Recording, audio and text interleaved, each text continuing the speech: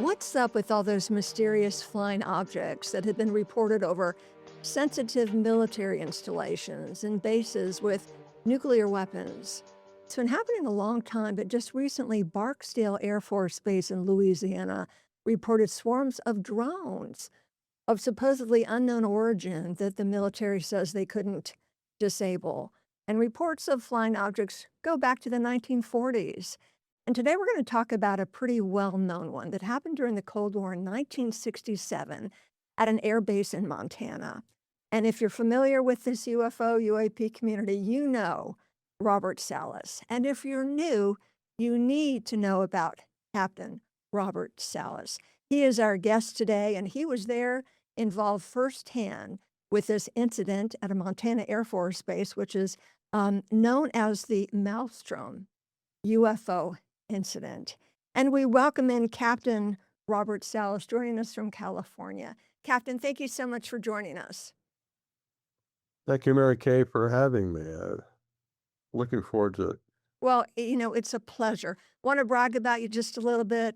You are a graduate of the U.S. Air Force, majored in Air Force Academy, excuse me, Air Force Academy. You majored in aerospace engineering. You served as a missile launch officer who witnessed UFOs disabling nuclear missiles at Malmstrom Air Force Base in Montana in 1967.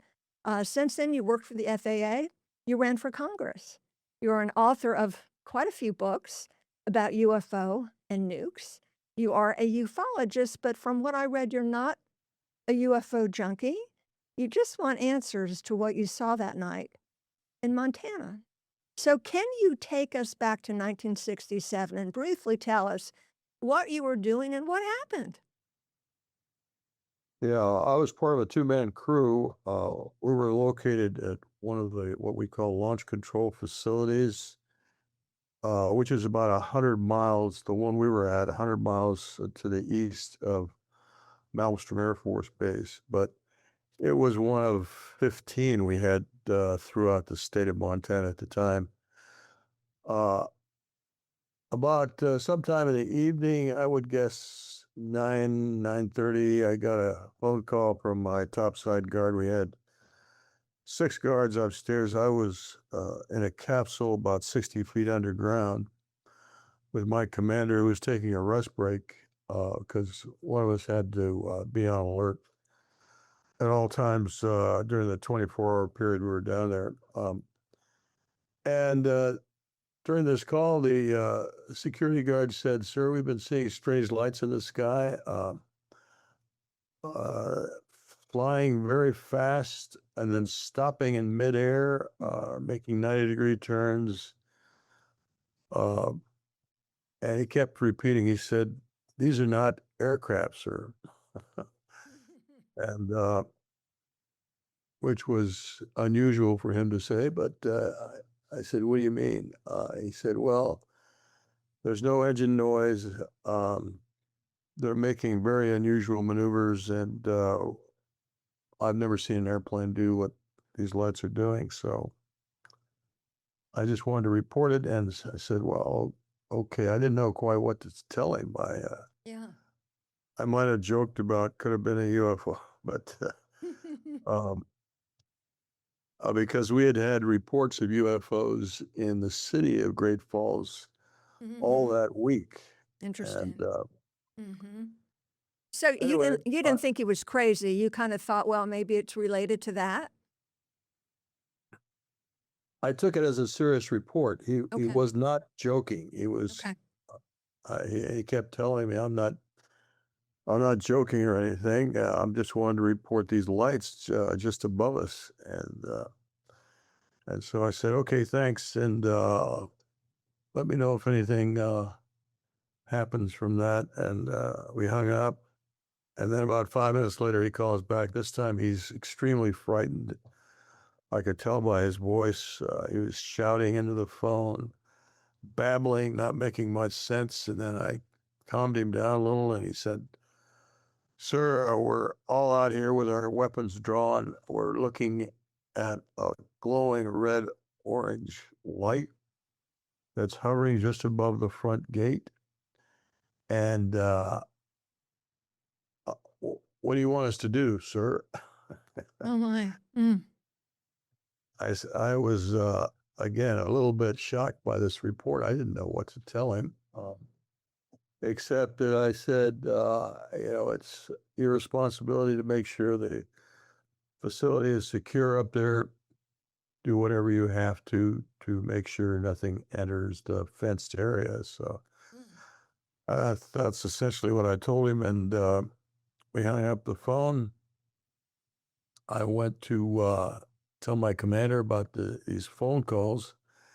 I woke him up, and just as I was about to tell him about the calls, we get a large horn go off in the capsule. We know what that means. It's one of the missiles had problems.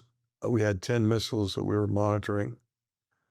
We look over at the board, and very quickly, all 10 of them go from green to red. Oh my So goodness. Oh my all of goodness. them were disabled while this object was up there. So we jump up, go through our checklist. He had to call back to command post at Malmstrom. I noticed that there were two of the sites that had incursion lights, meaning it was possible that two of the launch facilities where the missiles are located, they were about a mile or two away from where we were. And so it's possible that somebody or something was trying to enter those sites. I called up to send guards out there, security people, to check it out. Of course, first I asked about this red-orange light, and he said it had just flown off just as I called. Oh, And interesting. Interesting. Did he just, Captain, did he describe it? Did he say just a light, or was it a saucer? Did it make a noise? Did he give I you any other details? I asked him if he could give me a better idea of what it looked like, and he said that he could barely make out the oval shape inside the light. The light was very bright. It was hard for him to look into it, and but that's about the best he came up with. In my book, Fated Giant, that's the first book I wrote. There's a drawing by a guard from a previous incident, uh, and you can see it's clearly a saucer-shaped object. Interesting, interesting.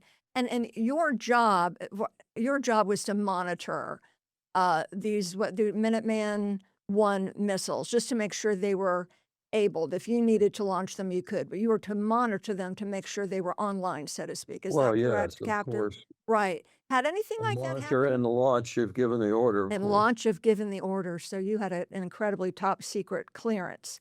Um, how long were they disabled? Do you recall? Well, we had a readout of what the problem was, and they were all reading guidance and control system failure. So we had to send maintenance people out there, and that's what they did. And we have contacted that man, and he's become a good witness for us.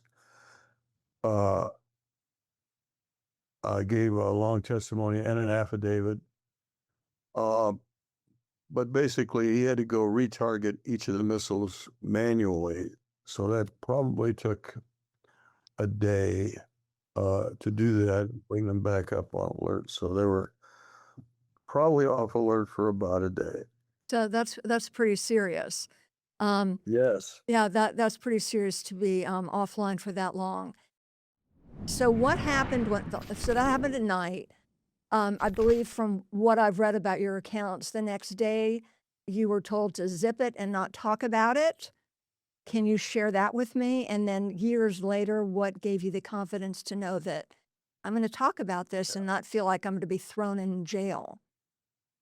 Yeah, as soon as we were relieved the next morning, we were ordered back to the base. They actually brought a helicopter out for us and took us back, ordered to go see the squadron commander.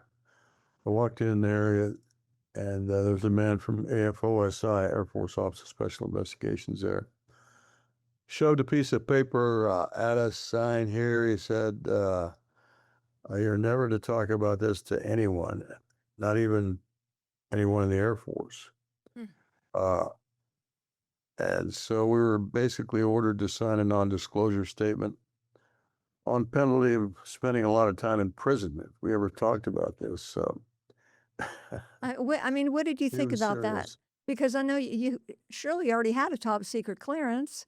That's Well, what I told him. I wha said, all you have to do is tell me not to say anything, and I won't. I've got a top secret, above top secret clearance, and et cetera. But he said, no, we need you to sign this. Captain Salas, had you ever heard of this happening before? In other words, were you shocked by this, or were you thought, well, okay. Did it surprise you at all? Did it scare you at all? How did this incident affect you at the time?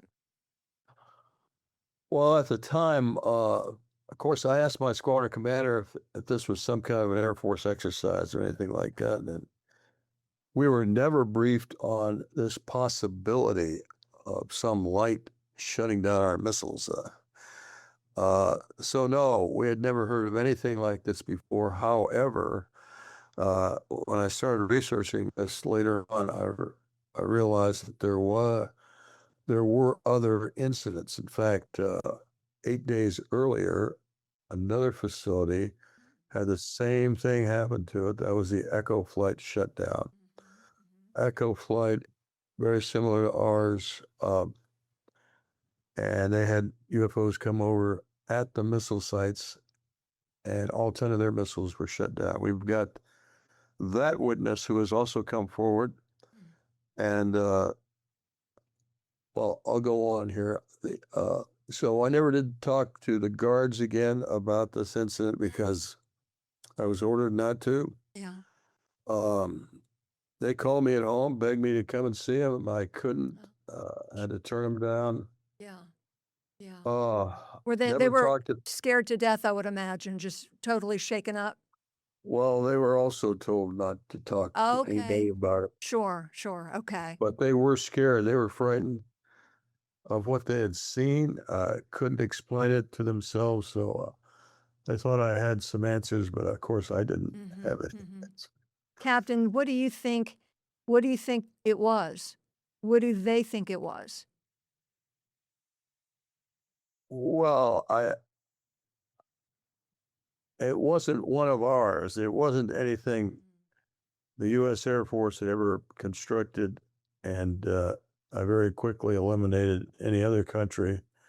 So it had to be something from off Earth. I've concluded Um, from all my research. from reading about this, I understand that the skeptics say that it was Mars? What? What? It was Or Mars. Mars doesn't fly like this thing. Yeah. At any rate, I never talked about it until 1994.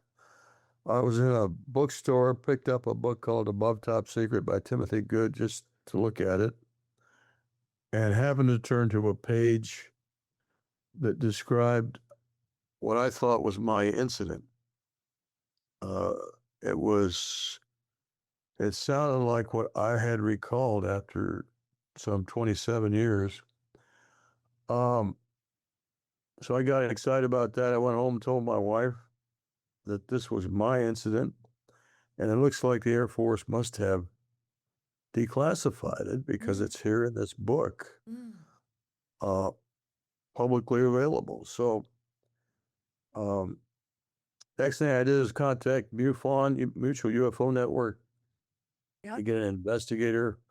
I found James Klotz, very, very capable investigator.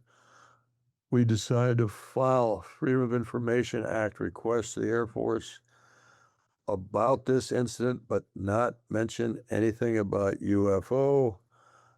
Simply see if we could get any information. And they wrote back and said, this is classified, but since it's been so long, we're going to declassify it and send you documents. And that's exactly what happened. Interesting. Uh, Interesting. so these documents were were had been secret, but they were marked declassified or unclassified. Captain, So let me, that's when I started speaking openly, thinking okay. that this was my incident. It turns out I was mistaken about this because I didn't realize there had been another incident 8 days earlier, and that was the one they had declassified. So, but at any rate, I gave interviews to well, people like Art Bell and the Great Falls Tribune. I gave an interview to the that paper, which was published, and other interviews about this. And it wasn't until 1996 when I contacted Fred Mywald, who was my commander in the field at the time, in the capsule. And he said, we weren't at Echo Flight, we were at Oscar Flight, which was a different location. Oh, okay. Oscar flight. Okay. Okay. So at that point, I realized I had violated this NDA, Oh, and no. Oh, my goodness. I had to make a decision. And I decided just to keep talking because the Echo incident was so similar to ours, and it involved UFOs. And we had the witness. Now I located the commander and his deputy, um, and he was willing to speak about it publicly. So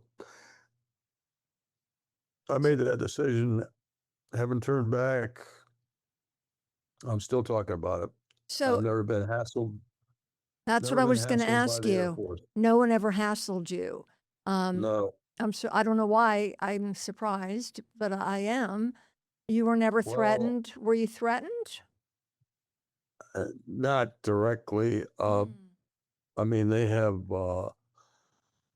they had tried to discredit me in different times, different ways. But I think the reason they don't come after me legally to stop me from talking is because they, the Air Force and the DoD, did not want any publicity around this. And we can see because they probably don't have the answers. They probably can tell the public, well, we've taken care of this in this way. And I can imagine that they're still looking for answers to these kinds of incidents. On a personal note, what did your wife think? When were you able to tell your family? So You know, I when, told my wife the next day. oh, you did, you told her right away? Well, after I picked up that book and read Oh, that okay. book. After you picked up the book. Okay. Um, Yeah, not the next day of the okay. I didn't incident. know, what it's like with families. You can't tell anybody, right? Oh, Well, I wasn't supposed to talk to her or anybody else, yeah. Yeah. but my wife was very supportive. She's always been supportive of It's me. wonderful. She's Wonderful. passed now, but Oh, I'm sorry. I'm I could sorry. really count on her support always. Did she share your thoughts that perhaps this was non-human intelligence? Oh yeah, yeah, because we've had other incidents. Uh, Mm-hmm. Mm-hmm. uh, we've had other visits, let's say, from uh,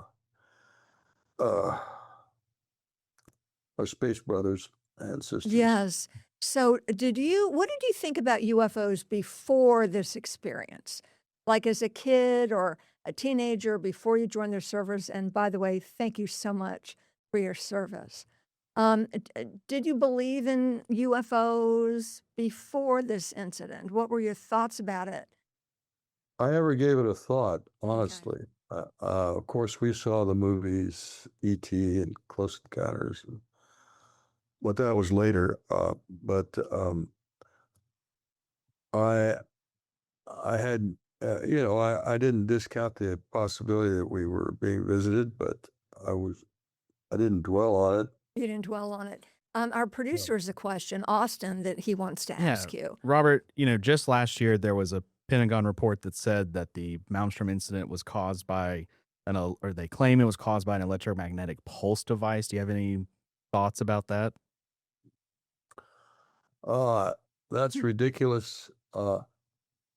Um, there's no way they could have put up a device to produce some 7 million volts of electricity at one time. If they had done that, I'm sure it would have fried some of our equipment that we had. Uh, you know, we didn't have integrated circuits like they have now uh, on chips, things like that. We had radio tubes in 1967. Right, Um, right. so the Air Force would never have done a test like that uh, on operational equipment. And like I said, I asked my commander about any kind of an exercise or test that they were doing, and he said absolutely not. But did this incident change you and the way you saw the government and the world? Did it change you in any way?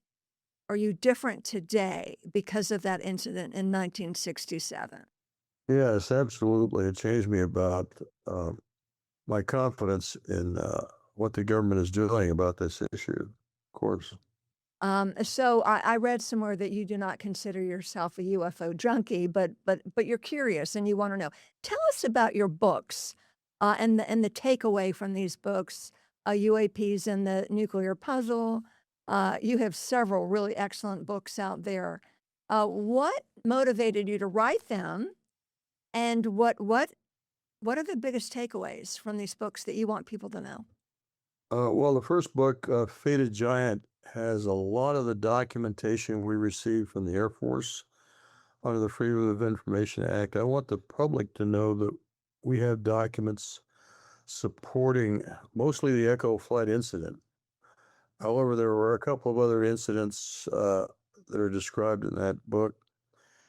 Um, and of course, the second book was more in detail on other similar incidents.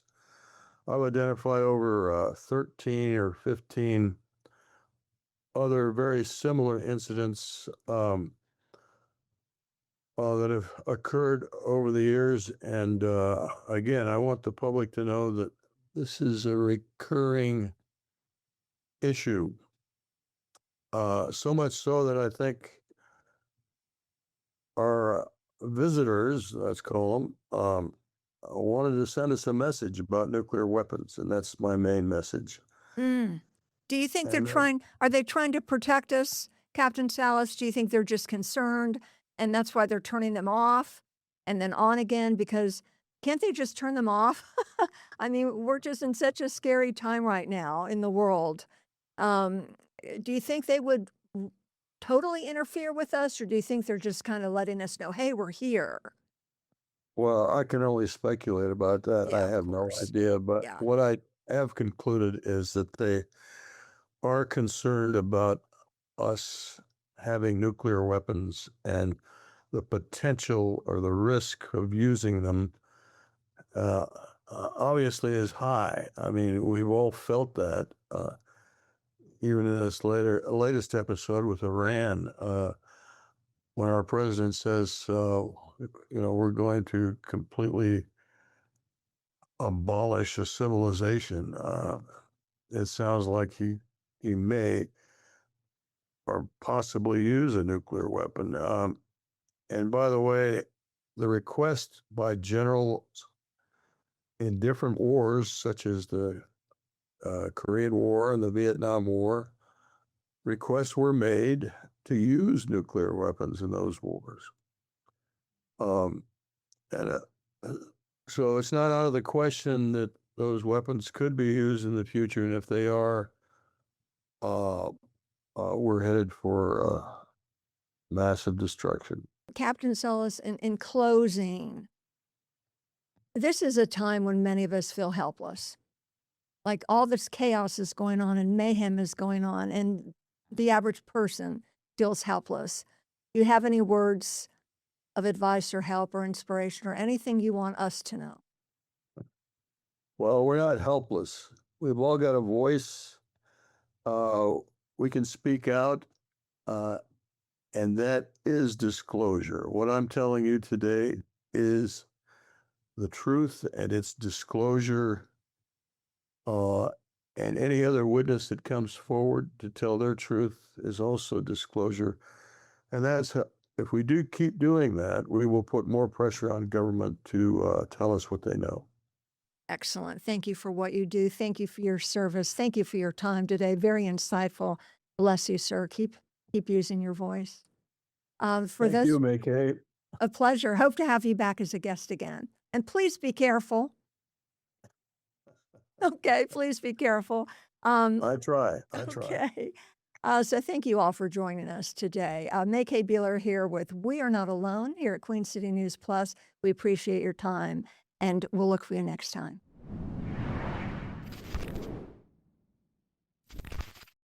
Queen City News Plus. Just search Queen City News on your smart TV's app store.